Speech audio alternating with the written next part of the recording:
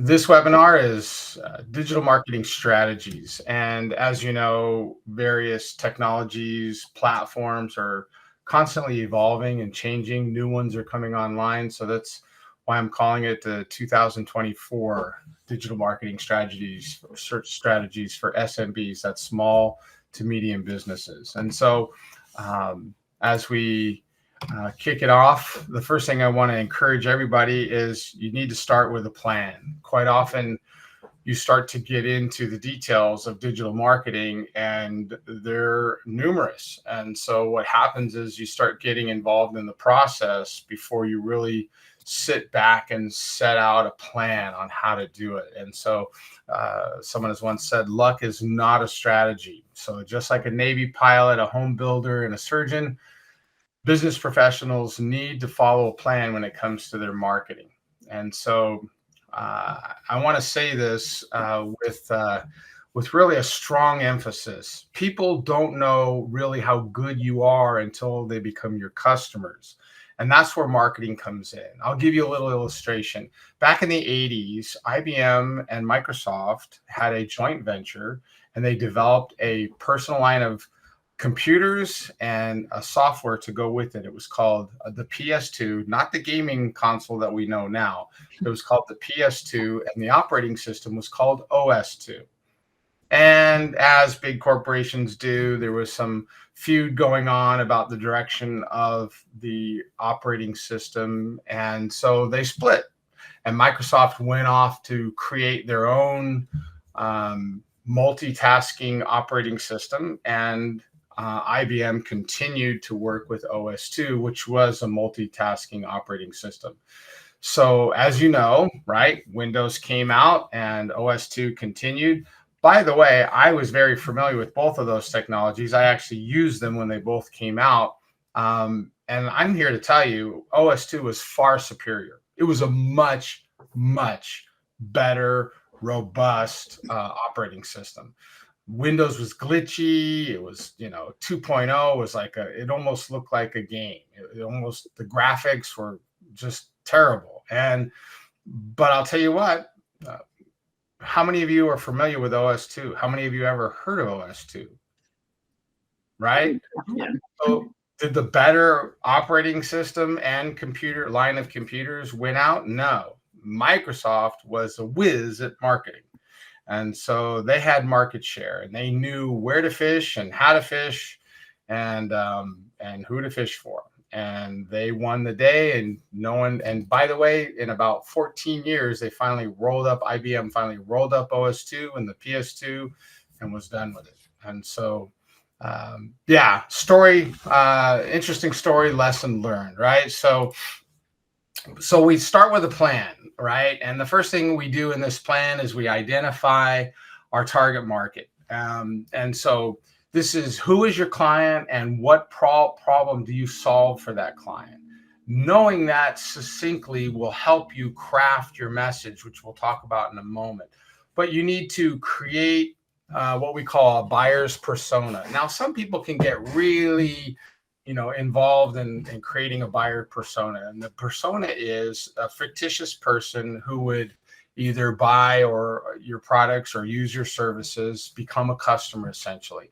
What do they like? Where do they frequent? What's their lifestyle? And so you begin to craft your message for that person. So let's face it, right? If we're creating fishing poles, and we're kind of shooting for the demographic of folks who have lots of time, and who, maybe retired, maybe take long vacations, those kind of things, have some money to, rent an RV or those kind of things. We're probably not going to, look for an appealing message to teenagers. It's just, so these types of decisions as we go along in this marketing plan will help us to then clarify our message. So we craft this target market into, and identify, what we're going after. And so, obviously, clarifying this message is critical as well, right? So If you've ever heard of a one-liner, by the way, I'm sure those of you who are in, uh, business networking groups, everybody has a one-liner because at some point in your business networking meetings, you get to tell your story, or you get to tell about your business or what you do for a living or how your business functions to the rest of the group. And generally, you get 30 seconds to a minute, and that's it. So, you don't tell them everything about your business, but you create what we call a one-liner or an elevator speech. Elevator speech, can you tell the story of your business when someone hops in the elevator, goes 2 floors alongside of you and gets out? So that's what an elevator speech is. And then better yet, do the other people in your own company know it? And so this is important. And what an elevator speech is basically you present the problem of your client or your customer, how you solve it or the solution, and then the reward, how they're better off as a result. And so a one-liner or an elevator speech, you have the problem, the solution, the reward, right? So a one-liner, this is a well-crafted sentence or two that clearly explains what your business offers and why people should buy from you or use your service, right? So let's say in airlines, here's a couple examples. An airline called Cloud9 Airlines. This would be an example of a one-liner. When you're crammed into a teeny seat, flying is a miserable experience. So that's the problem, right? But Cloud9 Airlines, with Cloud9 Airlines, you'll have that leg room and elbow room you've always wanted, allowing you to arrive at your destination refreshed and ready to go. So we have the problem solved and the reward or the future, positive experience, right?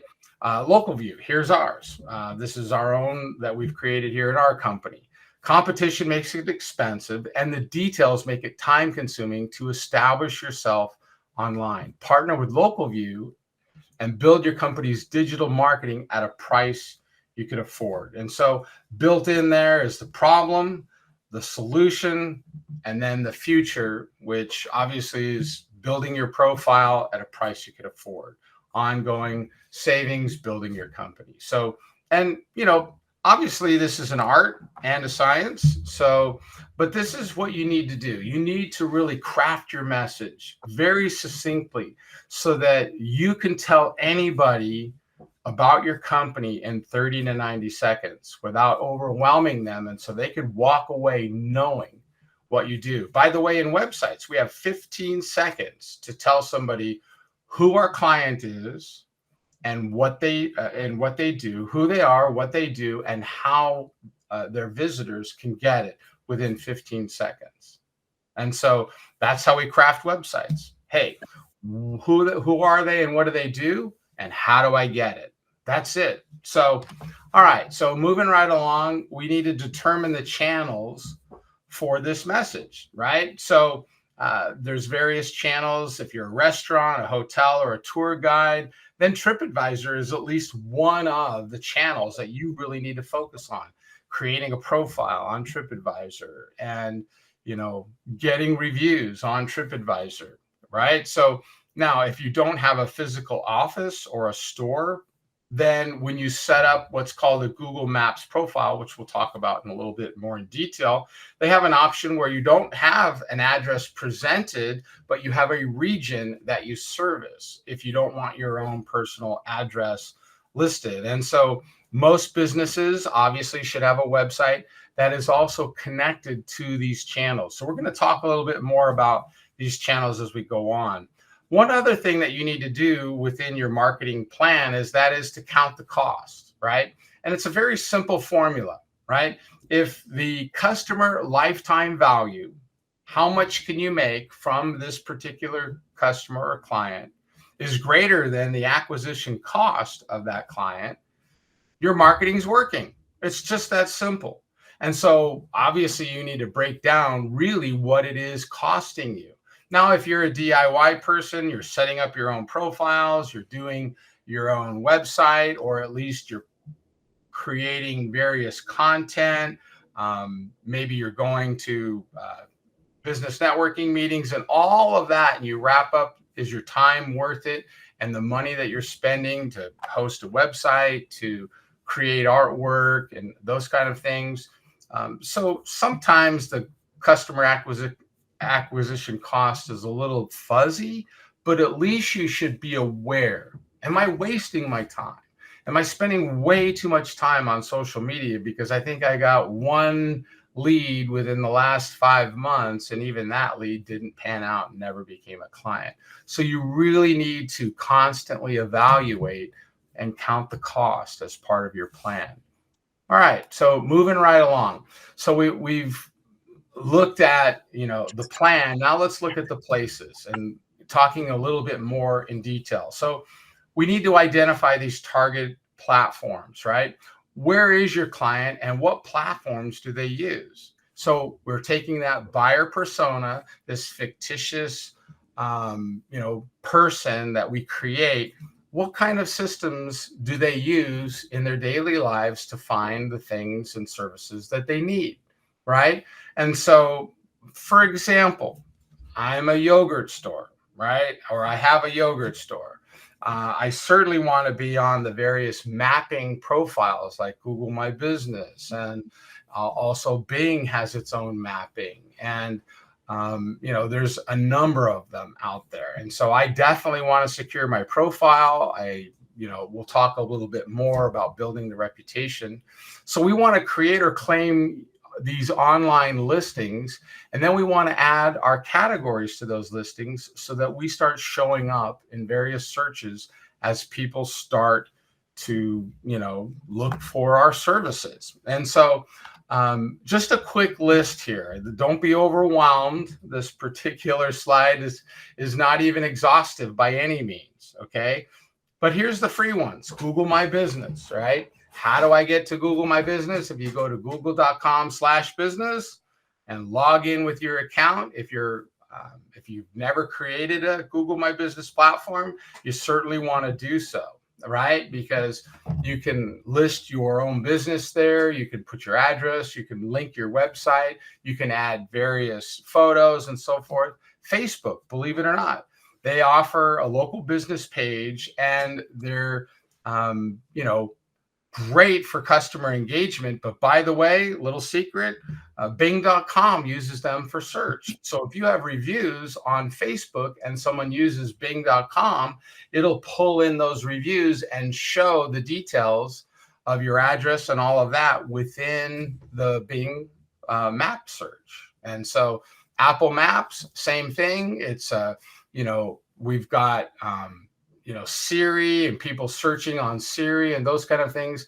By the way, heads up, did you know that Apple iOS, if you're using an iPhone and you use Siri, or an iPad and use Siri, they're using Yelp's rating system.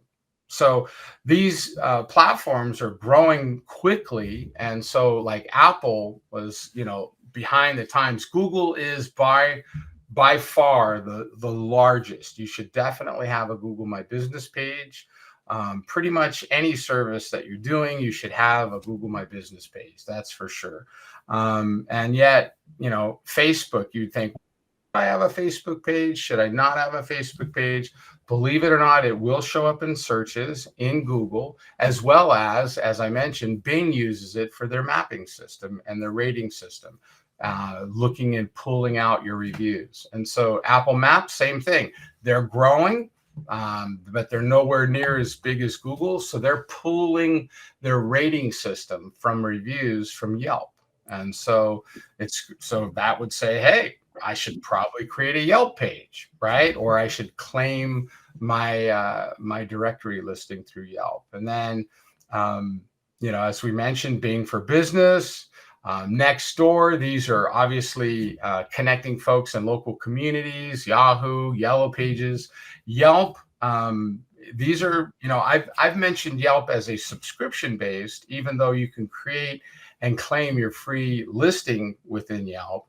But the critical component of Yelp is that unless you give them money, your profile is pretty slim. It's pretty weak. And so You can't upload photos. You can't even feature your logo and all kinds of other different details that are important. Now, I will say this, if you're getting a lot of reviews on Yelp for your business, then, regardless, you're going to get some traffic. But until you get a number of reviews on Yelp, unless you're paying them money, really you're not going to show up in many searches at all. And then there's Angie, which is, obviously home service providers. They require you to pay. House and Zillow, these are premium options. And so these are just some of the places for online profiles. Now, I want to transition and focus on Google, because Google is really the king of local search right now. I mean, how many times do you use Google to search for anything local? So we know that their search engine and their platforms are going to be preferred, right? So there's a thing in Google called local ads, and local ads, or Google guaranteed or Google verified, depending on whether or not your business is one of the categories that Google allows to run local ads. If you are, then you can then sign up and run local ads. And so now your business listing on the mapping will actually show up at the top of the list as an advertiser with a small little indication, sponsored or ads next to your listing. And so it's a pretty interesting list. And so here, hang on just a second. I have a list of all the categories. There's almost 100 categories now for Google My Business screened and verified. Marketing companies are not on the list.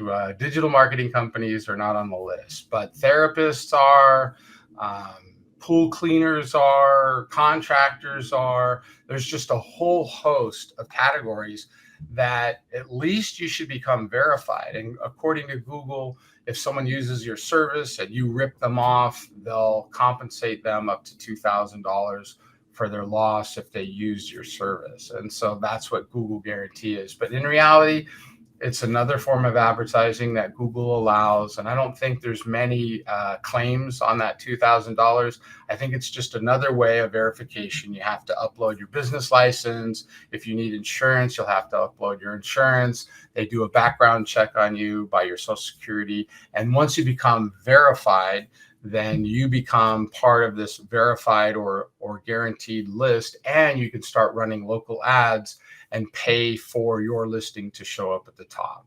And so if now, as I mentioned before, if you don't have a physical address, a shop, then another way to do it is when you create your listing, your Google My Business listing, is to mark yourself as a regional service within a geographic location. And so the way that works is that you can just give the zip codes, or the cities rather, that you want to show up in search. And so when somebody is doing searches, your listing shows up within that area, even though your physical address is nowhere near there. And so it allows you to present yourself on the Google mapping system without a physical address. You'll have to give Google your personal address, but that's not displayed in any of the search or any of the consumer-based information systems that they present. Now, obviously, another place is your website, and you have a number of things that your website provides. But one of the things that many people don't realize that's important for a website, at least for a local service company, is to have your local schema. This is a jargon word that we use, which is your website having various codes within the HTML that present your organization name, your address, your geo coordinates, the reviews that you've already received, your local business type, and your operating hours. And those are fed directly into search engines if they're embedded into your website, and make it very easy for search engines to geolocate you, so that when somebody is searching for your type of company or services within your local area, you're more apt to show up on that list of services or websites that Google presents to searchers.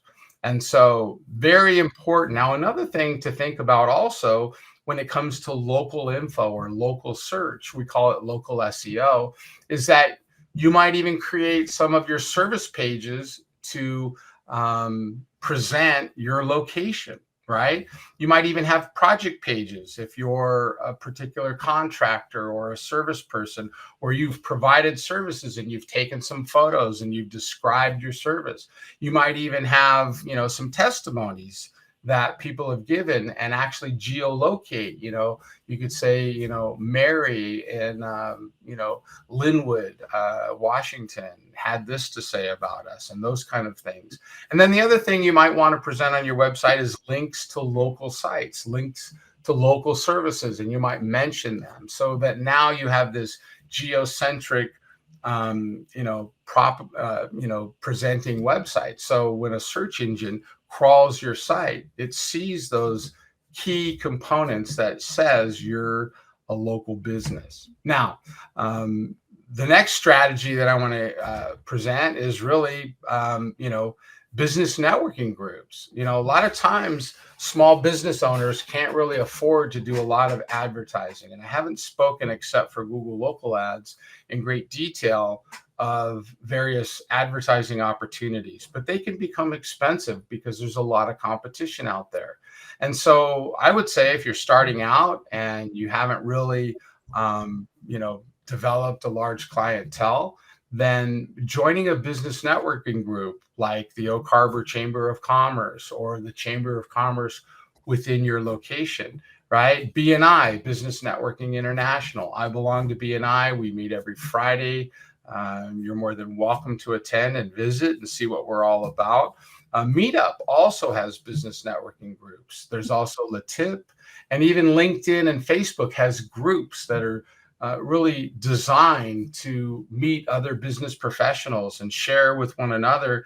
And remember the key component to receiving referrals within any business network or group that you join, they need to know, like, and trust you. And so how are they going to know you unless you spend time with them? How are they going to trust you unless they've actually asked for certain things or done certain things with you and you've, come through? And then, obviously, like is just something that, they're going to get involved and learn about you and know you and become a business relationship. And it's a wonderful thing. And so these are the places. So we've looked at the plan, we've looked at the places. And so basically, that's all I have. And I think I've come pretty close to my 20 minutes. Little short, but now what I want to do is I just want to offer it up to you guys for questions. If you have some questions, I'd be more than happy to answer them. If you have any specific things about your business that you have questions, I'd be more than happy to answer those questions.